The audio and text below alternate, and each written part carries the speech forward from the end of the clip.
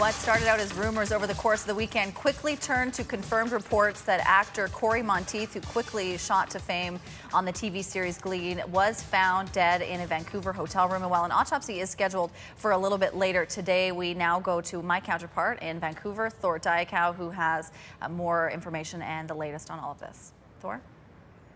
Yeah, thanks very much. And as you say, he was found unresponsive in his hotel room here at the Vancouver Fairmont Pacific Rim at the age of 31. Now, Cory had been staying at this hotel for a week, and he was due to check out on Saturday. He was out with friends Friday night, but according to surveillance, he came home alone in the early hours of Saturday. And when he failed to check in, they went into his room and found his body unresponsive.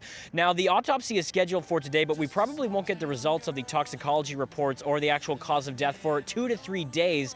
And it's not known whether his family will want that knowledge made public.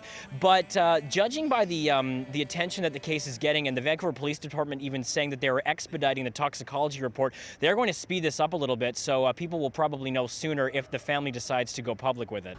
And there's certainly been a flood of comments from celebrities and fans alike. So what are some of the comments that you've seen, especially on social media? Yes, especially on Twitter. Everyone from Kristen Chenoweth to Richard Branson, Rihanna, and even Taylor Swift saying that she's speechless and not in the worst way possible. So a huge outpouring of support and condolences for Cory.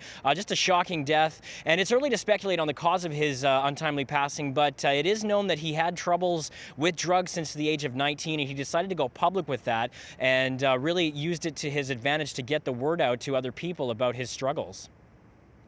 I mean, his rep had come out and said this is a devastating time, very tragic. They didn't have a lot to say at this point, but they are saying that if people do want to make donations, it can be to the Project Limelight Society, which helps youth in Vancouver, I understand.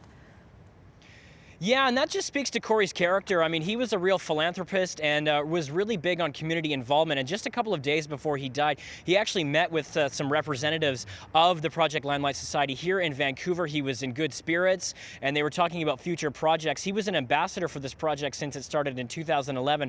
And it's an arts program for underprivileged kids here in Vancouver, and it helps them get confidence and get involved in the local theater scene. He was a big supporter of it, and they are just devastated as well because they've lost one of their great spokespeople. But they were talking about future projects with him just a few days ago. And, you know, it is untimely and shocking and tragic that he died, but it also speaks to his legacy, and everyone is sort of remembering the good things that Cory brought to everyone's lives. And a lot of people were waiting, kind of wondering what was going to come from his on-screen and off-screen girlfriend, Lea Michele. So have there been any updates from her? She has not said anything specifically, but her rep gave a statement saying that they just want privacy at this time. And as you know, Lea Michele, his co-star in Glee, was very public about her support for him when he checked into rehab for substance abuse back in March. He did a 1-month stint there, was out in April, and she was standing by his side, although they hadn't been seen together for a couple of weeks. But her family, again, asking for privacy at this difficult time. Okay, thank you very much, Thor. And as Thor mentioned, it will take a couple of days before we hear about those autopsy results. We will certainly have more coming up in entertainment news throughout the course of the morning. Breakfast television continues in the next few minutes. We've got a lot more coming up, including news, weather, and traffic next.